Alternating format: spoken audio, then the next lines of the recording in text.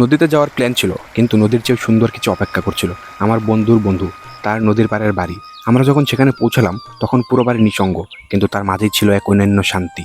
একটা বড় কামরাঙা গাছ, গায়ে হালকা শীতল হাওয়া, গরম দুপুরে যেন প্রকৃতির চরম আশীর্বাদ। গাছে লেগে থাকা কামরাঙা দেখে আর নিজেকে সামলাতে পারলাম না। ফল পাড়তে শুরু করলাম। তখন ওই বাড়ির ভেতর থেকে বেরিয়ে এলেন এক বুড়ি ঠাম্মা। কানে কম শোনেন তাই রূপকদা হাঁক দিলেন, মরিচ, লবণ, বাটি। কিন্তু ঠাম্মা শুনলেন কেবল লবণ, আর সত্যি হাতে তুলে দিলেন শুধু লবণ।